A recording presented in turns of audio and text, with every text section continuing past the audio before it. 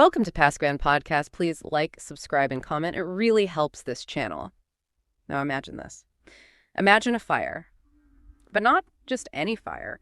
A fire so intense, so focused, it consumes a human body, leaving almost nothing but ash. And yet, the chair the person was sitting in, maybe just lightly scorched, barely touched even, a fire that seems to burst out from within the body itself, no warning, no obvious external spark. It sounds like something straight out of a horror novel, doesn't it? Something deeply unsettling. Today, we're venturing into one of those mysteries that just sticks with you. It's haunted people for centuries, baffled scientists, and frankly, terrified witnesses. We're going to unpack the accounts, try to understand the science or the lack of it, and really get into the sheer terror surrounding this idea, the idea that a human body can become its own funeral pyre. Our goal here is to shed some light on this phenomenon, exploring its dark history and the disturbing questions it still throws up today. It really does challenge our basic assumptions, doesn't it? Right. About fire, about the body. It forces you to question the edges of what we think is possible in the natural world. Yeah. Because this isn't just about, someone catching fire accidentally. It's about this incredibly localized, incredibly intense destruction that just, it seemed to defy physics on the surface. The accounts are just profoundly perplexing. So for those listening who might have heard of spontaneous human combustion, or SHC, the basic idea is chilling. But what really jumps out from the material is how it seems to just break the rules. When we talk about a body igniting from within with no clear outside cause, what are the biggest hurdles that presents? From a purely scientific standpoint, it creates this weird mix of fascination and, honestly, dread. The idea your own body could be the source, it's horrifying. Well, the absolute core of the mystery, the paradox that runs through nearly all these accounts, is exactly that. You have a human body reduced to this fine, sometimes greasy ash. Achieving that level of destruction normally takes the kind of sustained extreme heat you find in a crematorium. We're talking upwards of 3,000 degrees Fahrenheit. And even then, dense bones often don't fully break down without, mechanical processing afterwards. But in these SAT cases, simultaneously, the immediate environment, the chair fabric, nearby papers, wooden floorboards, they're often almost untouched. Maybe a little scorching, some soot, but nothing like the devastation you'd expect. That's the enduring puzzle.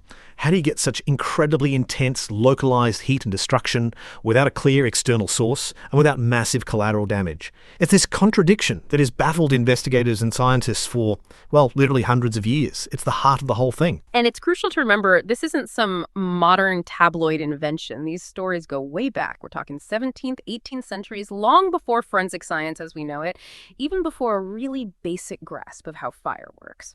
One of the earliest really documented cases we have is from Paris, 1663. A woman named Madame Millet. Apparently she was found in her home, mostly reduced to ashes, but the key thing, very little else in the room was burned. It wasn't like the whole house went up in flames. There was no obvious fireplace incident, no spilled lamp oil people could point to. She just burned. Yeah. You can imagine the reaction back then, the sheer inexplicability, the lack of any rational cause.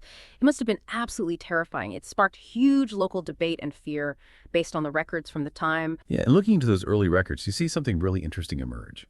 SHC wasn't just seen as a physical event. It immediately became tangled up with morality. You have to remember the time period. Science was just starting to emerge, and the line between the strange, the unexplained, and the divine or the diabolical was pretty blurry. Superstition was deeply ingrained. So these early cases, they're often explained through that lens. The victims were frequently described as heavy drinkers or sinners of some kind. The explanation was that they were consumed by the fire of their own vices, almost like divine retribution. This idea really gained ground, and it was sort of cemented in 1745 by a German physician, Jonas Dupont. He published this work, De Incendiis Corporis Humani Spontaneis, basically, on the spontaneous fires of the human body. Dupont gathered several accounts and presented them within this moral framework. He argued SHC was real, though rare, and may be connected to God's judgment. It really shows how, when faced with something utterly baffling, we tend to look for order, for meaning, even if it means assigning blame. It's a pattern you see repeating. Right. And as we move into the 18th and 19th centuries, the stories seem to become even more common, or at least more widely reported. They get more detailed, grimmer. And thanks to better communication, news traveled faster.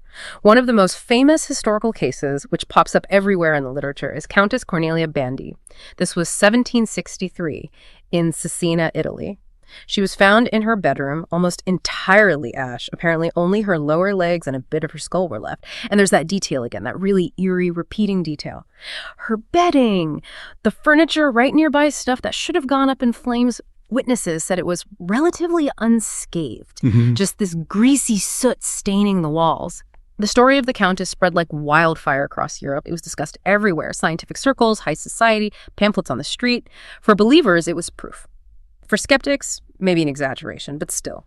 Something weird they couldn't easily dismiss. It really grabbed the public imagination. And that widespread sharing is key because it shows how this idea jumped from being a medical curiosity or a local horror story into the broader culture. It started inspiring writers. By the 19th century, it was a really potent image, and probably no one used it more famously than Charles Dickens. Ah, yes. Bleak House. Exactly. In Bleak House, published in 1863, the character Crook, he's this unpleasant junk dealer, loves his gin, and he dies this absolutely horrific death, just bursting into flames, spontaneous combustion. I bet that caused a stir. Oh, absolutely. Huge uproar. Readers were shocked. Critics debated it. Scientists weighed in. Dickens himself actually defended it vigorously. He pointed to several historical accounts of SHC, saying, look, this isn't fantasy. I base this on real reports.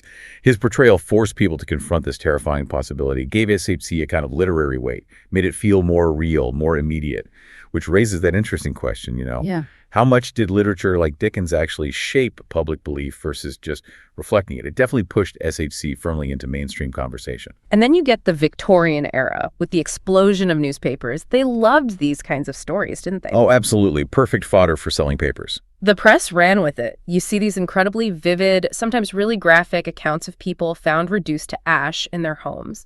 And reading through those reports, you start seeing that pattern solidifying even more clearly.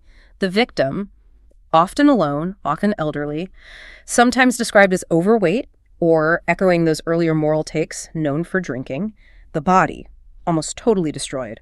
But often, bizarrely, leaving extremities, feet, hands weirdly intact. Preserved. Preserved, exactly. But the most chilling part, the thing that just keeps coming up and fuels the terror, is how localized the damage is. The destruction is focused almost entirely on the body. Nearby furniture, maybe slightly scorched, sometimes completely untouched. It's that contrast, that contained inferno in an otherwise normal room. That's what makes these accounts so gripping, so unsettling, even reading them now. And beyond the newspaper reports, you have these eyewitness accounts, adding even more macabre layers. There are these recurring descriptions from neighbors or family members who saw something unusual, like a strange blue flame. Blue flame. Yeah, described as quiet, flickering, almost unnatural, as if the body itself was burning slowly like a candle, not like a normal raging fire. Yeah. And then there's the residue. Numerous accounts mention this strange, oily, greasy film clinging to walls and surfaces near the body, described as looking like melted human fat, which is gruesome, but adds to this sense that the fire was consuming the body in a really specific, almost biological way. So the terror wasn't just the suddenness, it was, as some accounts put it, the unnatural completeness of the destruction. It felt like something beyond an ordinary fire. And what's fascinating is how these specific details, the blue flame, the greasy residue, keep appearing across different cases, separated by decades, even centuries. It gives the whole phenomenon this unsettling consistency. But even with all these consistent, terrifying details, there was always skepticism, right? People trying to find a rational explanation. Always. Especially as science started to become more rigorous in the 19th century. Scientists tried various things, static electricity buildup in the body, some kind of weird chemical imbalance. Some just blamed carelessness. Maybe the victim fell asleep smoking, dropped a candle, their clothes caught fire, and people just assumed it was spontaneous later on. But those explanations always felt thin, didn't they? Especially when you look at the details. Exactly. How does a dropped pipe turn someone's bones into fine ash, yet leave the wooden armchair they were sitting in largely intact? Or just slightly singed? Right. Why is the destruction so incredibly selective? Those were the nagging questions, the inconsistencies that just wouldn't go away, that kept the idea of SHC alive long after skeptics tried to debunk it. Conventional explanations just didn't seem to fit all the facts in these extreme cases. So by the time we hit the 20th century, SHC is kind of stuck in this weird place. Yeah, it's both a medical puzzle and this deep-seated cultural fear. It's debated in scientific journals, but it's also a staple in horror stories and sensational news. It sort of straddles that line between science and myth. People weren't sure whether to believe it or dismiss it, but it definitely provoked strong reactions. And in a way, it became this mirror reflecting society's anxieties. Anxieties about science maybe not having all the answers. Anxieties about morality, and maybe just the fundamental fear of how fragile our bodies really are. Okay, so the 20th century arrives. You'd think with modern science, better medicine, advanced fire investigation, these stories would finally fade away, be explained, debunked, forgotten. You would think so, but that's not what happened. No, the cases kept coming, but now they often came with something new. Photographs, police reports, forensic analysis, stuff that wasn't just hearsay from centuries ago. Exactly. This marked a huge shift. We moved from anecdotal accounts, often passed down and maybe embellished, to cases documented with modern methods. SHC effectively stepped out of folklore and into the harsh light of the crime lab, under the scrutiny of scientists and police. But did that solve the mystery? Well, that's the fascinating part. In many ways, the improved documentation only made the enigma deeper. The detail became clearer, the paradoxes sharper. Instead of answers, it often just raised more difficult questions. The more data they gathered, the more baffling some of these cases seemed. And when you talk about modern SHC cases, there's one name that always comes up. It's probably the most famous, the most studied: Mary Reeser. The definitive modern mystery, many would say. This happened July 2nd, 1951, St. Petersburg, Florida. Mary Reeser was 67, a widow living alone. Apparently took sleeping pills, maybe smoked in bed sometimes. Her landlady finds the scene, and it's just bizarre. The armchair she'd been sitting in, basically gone. A pile of charred springs and ash, Mary herself, almost entirely consumed, just a mound of fine, greasy ash, except for her foot. Exactly, her left foot, from this ankle down, completely intact, still inside its satin slipper, just resting there amongst the ashes. The photos are incredible. They're profoundly disturbing, that single untouched foot. It's such a grotesque image against the backdrop of near-total cremation. And the rest of the apartment. That's just as weird. Right next to the incinerated chair, there's an end table. Pile of newspapers on it. Barely singed. Barely singed around the edges. A plastic light switch on the wall nearby had melted, deformed by heat. There was soot high up on the walls and ceiling, but wooden furniture just a few feet away. Structurally fine. Varnish may be blistered slightly, but not burned. The disparity is just stunning. So the heat must have been unbelievable right where she was. Experts estimated over 3,000 degrees Fahrenheit would be needed for that kind of cremation. Crematorium temperatures.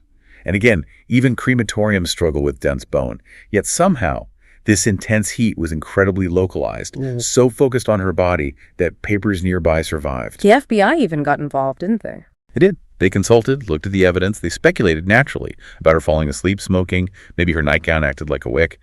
But even the FBI investigators reportedly admitted the level of destruction to her body was far too severe for a simple explanation like that. It just didn't add up. Mary Reeser became the textbook modern SHC case. Utterly baffling. And then, just 15 years later, another case echoes it with eerie similarity. December 1966, Cootersport, Pennsylvania. Dr. John Irving Bentley. Another classic, highly documented case. He was 92, a retired doctor, known pipe smoker, a bit frail. A meter reader goes to the house, smells smoke, sees this weird blue haze seeping from under the basement door. He goes into the bathroom and finds what was left of Dr. Bentley, and a hole burned right through the floor into the basement. And just like Mary Reeser, not much remained, except his lower right leg this time, still in its slipper, lying next to the hole. The rest of him, ash, greasy residue scattered on the floor. And his walker. His aluminum walker was standing right nearby, completely untouched by the fire, just standing there. The fire seemed to have focused entirely on him, consumed him, and spared almost everything else. Again, you see that incredible localized destruction. Investigators speculated, naturally, maybe his pipe set his robe on fire. But a robe fire wouldn't do that, would it? Turn a man to ash and burn a clean hole through wooden floorboards? Highly unlikely. Especially considering his age and likely lower body fat percentage compared to some other cases. It just doesn't track with normal fire dynamics. The intensity, the localization, the way nearby objects were spared, had all the same hallmarks as the Mary Reeser case. Seasoned fire investigators were stumped. It was clearly beyond a typical accidental fire. And it wasn't just happening in the U.S. These patterns were showing up elsewhere. 1980, South Wales. A man named Henry Thomas, 73 years old. Right, showing the global nature of these reports. And the scene sounds depressingly familiar. Body almost entirely destroyed. Ash, dusty fragments. Only his legs were relatively intact below the knee. Head and torso gone. Head and torso gone. Slippers untouched, right beside the remains. The armchair he was in. Partially burned, but not obliterated. And the investigators. Baffled. Utterly baffled. They searched meticulously. No ignition source found. No signs of an accelerant. No reason why the fire, if it started conventionally, didn't spread to the flammable furniture all around him. That case in Wales really hit the media hard over there. British press, TV shows, it sparked a huge public debate. Tabloids ran headlines like, "The Man Who Burned from Within." It brought the whole terrifying idea right back into the public eye. And it really underscored that key question: how could modern forensics, with all its tools and techniques, still be drawing a blank on cases like these? It points to a real gap in understanding something fundamental about how these specific fires behave. So looking at these 20th century cases, Reeser, Bentley, Thomas, and others, these disturbing similarities just keep jumping out. They really do form a pattern. Victims, often elderly, maybe frail, usually living alone, found in normal domestic settings, not scenes of chaos or widespread fire. The intensity of the burning is just off the charts, defying easy explanation. Yet the surroundings are strangely spared. And that grotesque preservation. Parts of limbs, feet often surviving, almost untouched. It's like the fire had targeted the core of the body, but left the extremities. Consumed only what it chose, as one report put it. And let's come back to that greasy residue, the sooty film. It's mentioned so consistently, described as resembling melted fat, coating walls and surfaces nearby. This really strengthened the idea for many researchers that the victim's own body fat must be acting as the fuel source, liquefying and burning. But that brings us back to the paradox, doesn't it? Absolutely. If body fat is the fuel, acting like a biological accelerant, why doesn't the fire spread? Why doesn't it ignite the flammable carpet right under the chair or the wooden furniture inches away? Why is it so selective? Burning the body with furnace-like intensity, but leaving other combustibles alone? Exactly. That's where the core mystery just gets deeper and really challenges even the most common scientific explanations. The mechanics of a fire that contained, yet that intense. It remains elusive. And photography. That must have changed everything in terms of how people perceived this. Oh, dramatically. Unlike the old accounts, which were just words on paper, maybe some drawings, the 20th century cases came with photos. Forensic photos, autopsy reports, official documents. You could see Mary Reeser's foot in the slipper. You could see Dr. Bentley's walker standing next to that charred hole. It made the bizarre evidence undeniable, visceral. These weren't just spooky stories anymore. It must have fueled the fascination, but also the fear. Seeing that proof, however strange, cemented SHC as something documented, real, and horrifyingly possible. Definitely. And that visual evidence helped propel it into pop culture in a big way. By the 70s and 80s, it wasn't just fringe anymore. You had articles in major magazines like Time, Life, tabloid covers, sure, but also serious news pieces wrestling with it. TV shows like Unsolved Mysteries did dramatic reenactments. It became part of the landscape of the unexplained, discussed alongside UFOs, Bigfoot, ghosts. So the big questions just kept circulating. Right. Is it real? Is it just misinterpreted accidents? Or is it something stranger?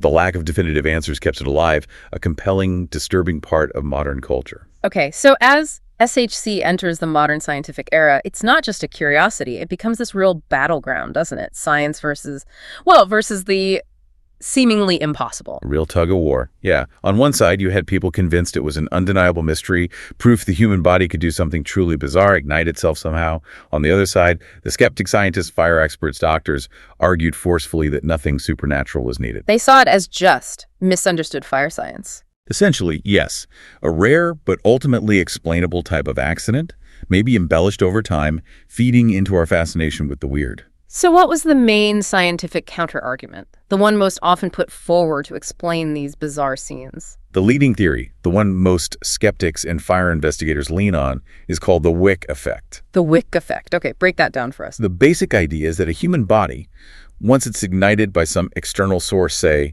a dropped cigarette, a spark can actually burn slowly and intensely, kind of like an inside-out candle. An inside-out candle? How does that work? Well, the theory goes, the person's clothing acts like the wick. Yeah. As the fire starts, the subcutaneous body fat melts, liquefies. The clothing wick then draws this melted fat upwards, providing a continuous fuel source for a localized but potentially very hot, smoldering fire. It wouldn't necessarily be a big, flaming fire that engulfs the room. It could just smolder for hours, consuming the body fat, eventually reducing even bone to ash because of the sustained heat right against it. Okay, I can see how that sounds plausible. It explains the localization, maybe the intensity if it burns long enough. What's the evidence supporting this wick effect? Well, proponents point to a few things consistently found in the documentation.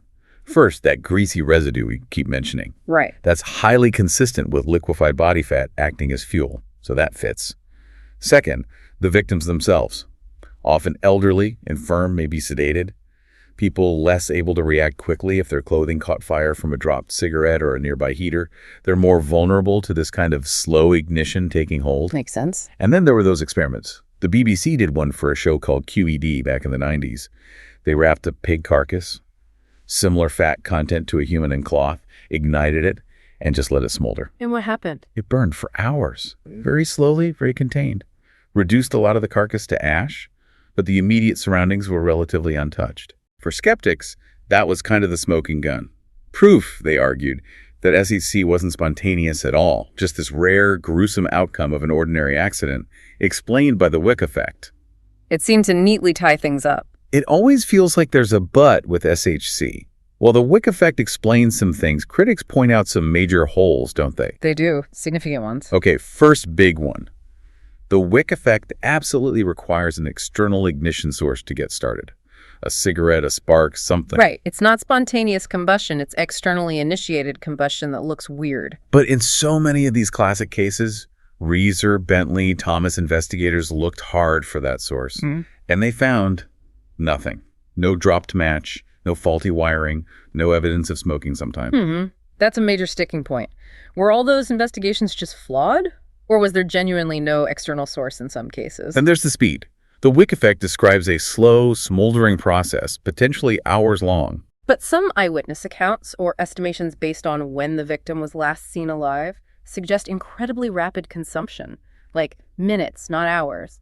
A slow smolder doesn't fit that picture at all. That's another inconsistency, yeah. And what about those weird details? The reports of sudden flashes, blue flames appearing out of nowhere, crackling sounds when there was no fire moments before. The Wick effect doesn't really explain that, does it? Not easily, no. Oh. A slow, smoldering fire isn't typically described that way. So yeah, if the Wick effect is the whole answer, why do these crucial, documented inconsistencies keep popping up? It leaves significant questions unanswered. Okay, so if the Wick effect doesn't cover everything, what other ideas have been thrown around, especially about how it might start internally? Well, that's where things get more speculative, sometimes bordering on the really far-fetched, especially in older theories. Some early ideas focused on internal body processes, like could methane gas, a byproduct of digestion, build up in the intestines and somehow ignite? Seems unlikely to cause that kind of fire. Extremely unlikely, according to modern biology. Others wondered if high levels of alcohol in the blood could make someone significantly more flammable, harking back to those old pickled-in-spirits ideas. Does that hold up? Not really. Even in cases of severe alcoholism, the concentration isn't nearly high enough to make tissue readily combustible like that. Yeah. Modern medicine pretty much dismisses those. So what else? Anything even stranger? Oh, sure. People have proposed static electricity discharges within the body. Ball lightning, that rare, weird, atmospheric electricity thing, somehow getting inside and striking someone. Wow. Okay. Even wilder theories involve psychic energy. Divine intervention still pops up occasionally. And I've even seen mentions of, like, spontaneous nuclear reactions in cells. Okay, now we're really out there. Yeah, those are definitely fringe ideas. Interesting to note they exist, reflecting the desperation for an explanation, but they lack any credible scientific evidence whatsoever. They remain firmly in the realm of speculation. So for the actual investigators, the fire marshals, the police who arrived at these scenes, it must be an absolute nightmare. A professional nightmare, absolutely. Their training is all about finding patterns, ignition points, how fire spreads predictably. And SHC scenes just break all the rules. Exactly. They present total contradiction. How do you write a report explaining a body incinerated to ash, but the flammable curtains right next to it are fine? How did the heat get that intense but stay so contained? It defies standard fire investigation logic. It must be incredibly frustrating. You have to file a report, come up with some cause. There's immense pressure, right? From supervisors, maybe from the public or media. In high-profile cases, you need to provide an answer.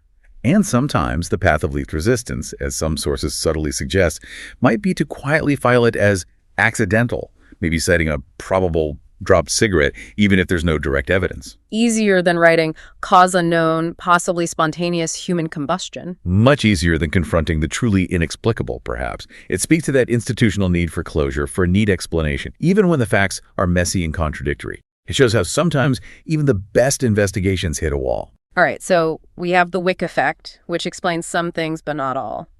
We have these wilder theories that lack evidence. Is there a sort of middle ground emerging now, a more nuanced view? I think so, yeah. Many contemporary researchers who look at this aren't necessarily arguing for truly spontaneous ignition anymore. It's like the body just bursts into flame for no reason. So they accept there's probably some initial trigger, even if it's weird. Exactly. The thinking is more along the lines that under very specific, very rare circumstances, a conventional ignition source can lead to a fire that behaves in this incredibly strange SHC-like way. So the wick effect is real, but maybe it happens in a way that looks supernatural. Precisely. Imagine that elderly person, maybe frail, limited mobility, perhaps takes medication that makes them drowsy. They drop a cigarette, their clothes ignite slowly. Under just the right conditions, maybe the way they're slumped in a chair, the specific type of clothing, their body fat composition, lack of airflow, the fire could take hold in that localized, smoldering way described by the wick effect. It's still technically an accidental fire, but the outcome is so bizarre, so unlike a typical house fire, that it mimics the descriptions of SHC.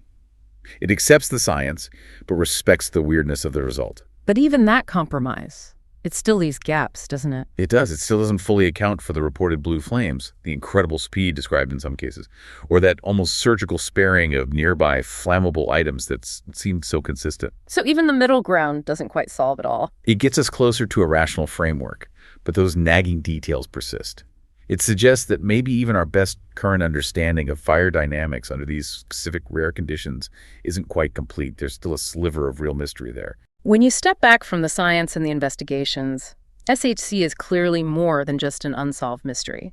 It's become this powerful story, hasn't it? Something burned into our folklore, our literature, our collective imagination. Absolutely. It has this dark, primal allure, the idea of fire erupting from within you.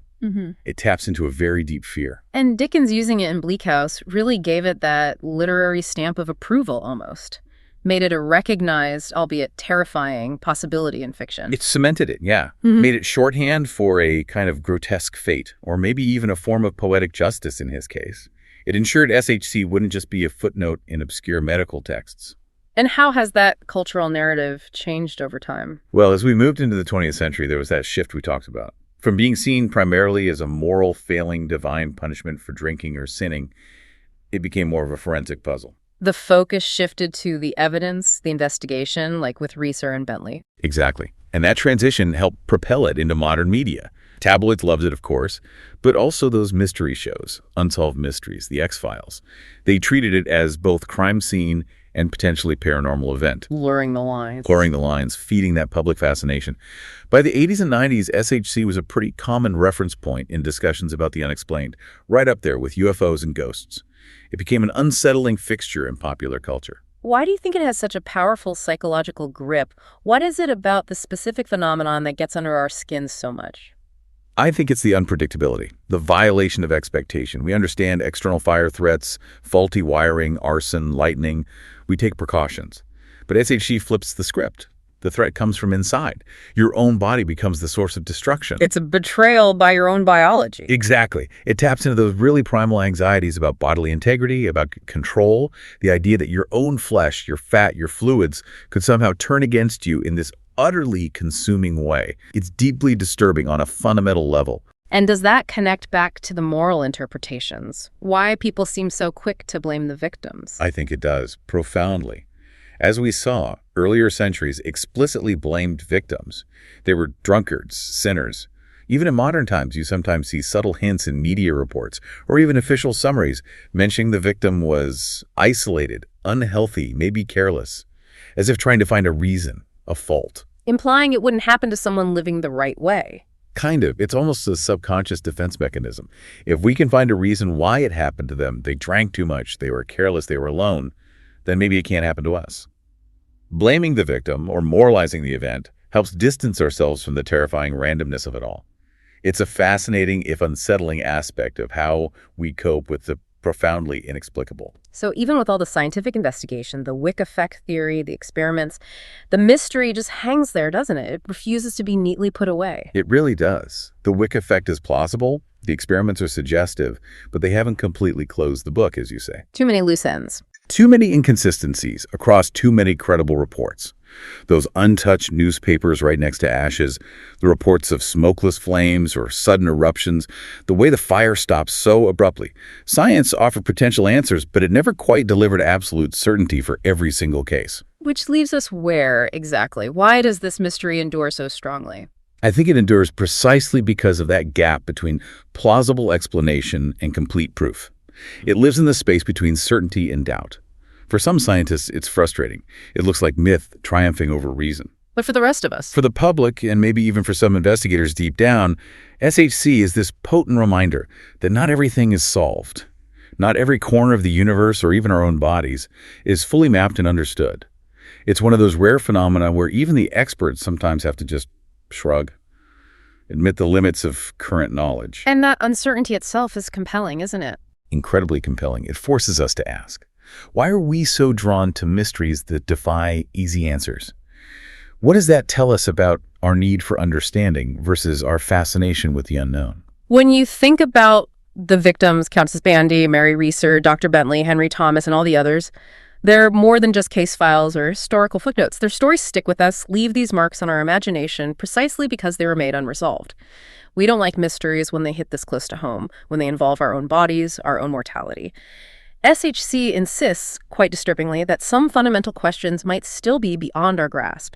It forces us to confront the uncomfortable possibility that we don't understand everything, especially when it comes to the extremes of what can happen to us. And maybe that's the ultimate legacy of this phenomenon. It's not necessarily proof of ghosts or psychic powers. It's not just evidence of sloppy science or misinterpretation in the past. Perhaps it's proof of mystery itself. A stark, unsettling reminder that even in our highly rational scientific world, there are still things that happen, flames that ignite, that we cannot fully explain or extinguish. So when we look at those chilling photographs, the slippers sitting neatly beside a pile of ashes, when we read the old accounts of strange blue flames and bodies turning inexplicably to dust, when we hear, even today perhaps, of another person dying in a fire that just makes no sense, we're forced to ask that question all over again, carrying centuries of fear and fascination with it. Is spontaneous human combustion real? Or is it perhaps only the fire of our own deep-seated fear, burning brightly in those dark spaces where science cannot yet fully illuminate?